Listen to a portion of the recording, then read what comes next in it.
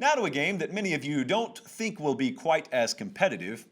SEC championship game kicking off in prime time this Saturday night. It's an 8 o'clock Eastern time kick. It's on CBS. Alabama is favored by, drumroll please, 17 points over the University of Florida. So I think we have to ask the first logical question, which is how big an impact did last week's implosion, for lack of a better term, and I don't think there is one, against LSU, how big an impact did that have on Florida? And here's kind of the note I wrote down, can a team that's mentally weak enough to allow that to happen to them display enough mental fortitude to get up for this game and offer a big challenge? I happen to think, and this is just my personal opinion, I happen to think last week has nothing to do with this week whatsoever. Now, Florida may still get run out of the building, but Alabama's capable of doing that whether you win or lose the week before you play them.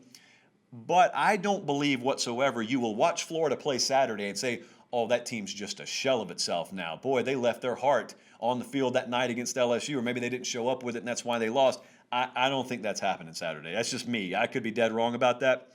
Now, as for Alabama, I'm going to read a stat to you. I don't normally keep up with these sorts of things, so sometimes stats that you guys have been throwing around a lot are news to me. They're publicly available. I just don't really keep up with it.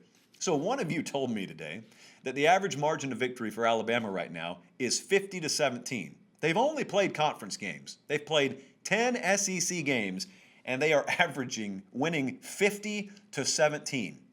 So I said, that's not true. That's true. You guys, you don't lie to me. At least you didn't at that point. Do you understand what I just told you? They have not played Kent State. There has been no Citadel. You know, that's normally, by the way, you notice a suspicious lack of criticism out there. Because most people would lead you to believe that, oh, some of these SEC schools, well, yeah, they can make a late season run. They throw a cream puff FCS team in there. Nope.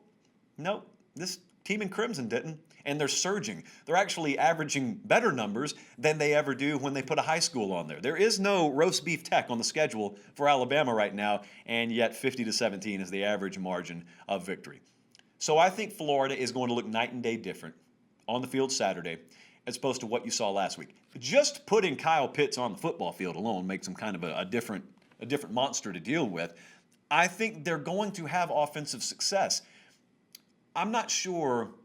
Let me see how I want to phrase this. I'm not really sure where the ideology comes from that just because something happened one week, you'll get that identical result the next week. That never happens. This is the biggest flaw. This is why so many people lose money betting football. You take what you did see and you try and apply it to what you will see. You hardly ever see an identical product one week to the next week. You hardly ever see that. And yet so many people predict upcoming games based on what they saw last week. I don't think Florida's going to look like that at all. I think Florida's going to have some really good success against Alabama. I think when you've got them completely dialed in, and this number 84 here, maybe you've heard of him, when you got him on the field, I don't think there's anyone really stopping them. I don't really think there's going to be this point in this game where you're approaching halftime and you're saying, boy, this Alabama defense, as improved as they may be, this Alabama defense really shutting Florida down. That's not the way this is going to happen, okay? Alabama's a big favorite, but they're not a big favorite because some odds maker somewhere thinks that Christian Harrison Company, hopefully he's able to play. If he's not, well, let's just pick a new name. DJ Dale and company are going to step up and shut Kyle Trask in Florida down. That's not what's going to happen. They are probably next to Alabama. They're probably as good a team as there is in America at using the whole field. Really good at. Dan Mullen's excellent at that, and he's got the pieces to do it this year. Here's the problem, fundamentally. Here's the reason why I don't know if it's going to be sustainable for a full 4 quarters. Alabama doesn't have to fear the run game. Even when they played Ole Miss earlier this year, and we didn't think that Ole Miss could run the ball, well, even they ran the ball against Alabama. I don't think Florida is going to be able to duplicate the success Ole Miss had on the ground. You don't remember that. You remember all the high flying and all the throws down the field, but what allowed that to happen was Ole Miss running the ball. I don't think Florida's going to be able to run the ball on Alabama. They'll have to, as a result of that, execute consistently at a high level in the pass game, and they'll have to do it against a really good pass rush that's come on very, very much so lately, and they'll have to do it against the most athletic group of defensive backs that they've seen this year.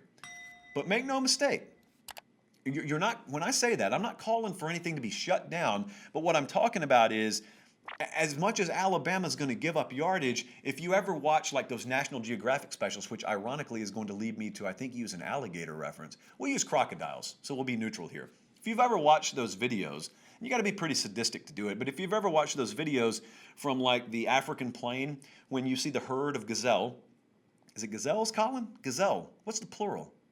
Gazelle. We're going to go with gazelle. A bunch of different animals come to the edge of the riverbank. And it's just a river that is infested with crocodiles, but they got to get across the river. When you watch them go in, it's not that it's just a trap and none of them make it. Most of them make it, but not all of them make it. And the crocodiles, they just sit there. And they watch several of those gazelles go by, and it's kind of like, congratulations, we'll catch you next time. But eventually, the water turns red. And eventually, there's a lot of thrashing around. And eventually, the luck runs out for a few of the gazelles. But what Florida basically has to accomplish Saturday is every single gazelle getting across the river. Because the team in crimson is going to score on you, and they're going to score often. If that wasn't the case, then you could afford to lose some gazelles. But you can't afford to lose any gazelles here. And as many of them as may get across early, in other words, as many plays as you may convert early, and as many Alabama fans as may be sitting at home early going, man, this defense, we got some holes, all that stuff's going to happen. Don't waste your time wondering. Florida's going to have some success against them. They're too good not to. But eventually, the jaws will latch around the ankle of one of the gazelles. And then another one goes down, and then a third one goes down. And what that basically means is you can't run the ball, so you're having to execute and execute and execute. And eventually, Pat Surtain is there, and he makes his presence felt. Eventually, Malachi Moore is there, and he makes his presence felt. And it happens just like that. You may have a drive seamlessly going down the field. It happens just like that. Do you know what a turnover does against Alabama? And then do you know what a couple of them do? Much less a stalled drive, but a turnover. Do you know what happens there? And that brings me to this point. Florida's offensive line's pretty badly outmatched here. Pretty badly. They're outmatched along both lines of scrimmage, to be honest with you, but Florida's offensive line's outmatched pretty badly here, and I don't think it's going to be an easy afternoon for Kyle Trask. And because of that, there are going to be a lot of pressure throws that have to be made. I think he's going to make a lot of them. I just don't know that he's going to make enough of them. So there's another factor in play here. Alabama's going to win the game, I think, but there's another factor in play when we're talking about that spread.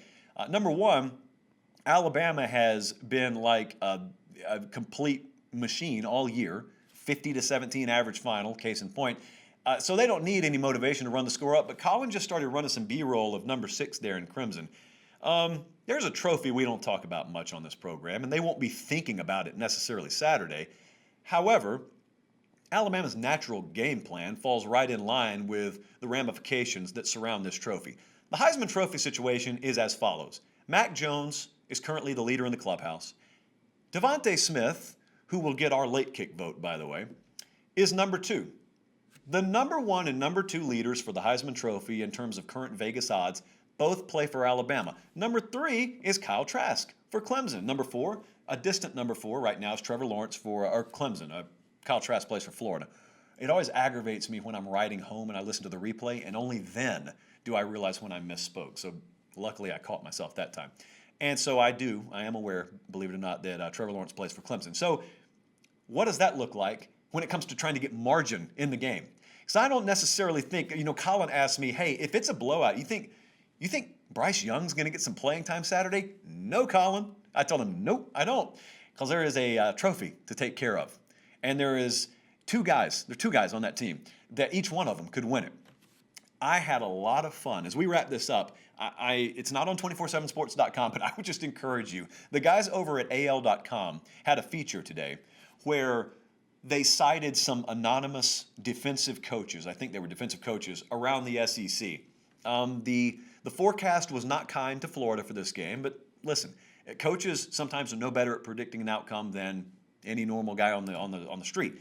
I don't want you to go look at that. I want you to go look at what they said about the Heisman Trophy race, because you got a lot of writers out there that are the reason Mac Jones is a current betting favorite to win the Heisman.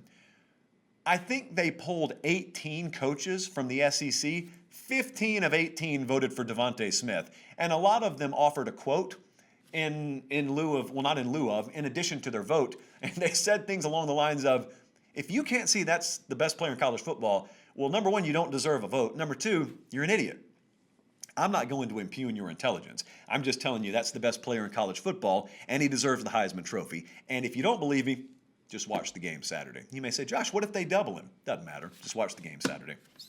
So we'll take Alabama to win, and I'm going to take Alabama to cover the 17 points, even though our model slightly leans Florida plus the points. We're overriding the model. We're taking Alabama to win. We're taking Alabama to cover.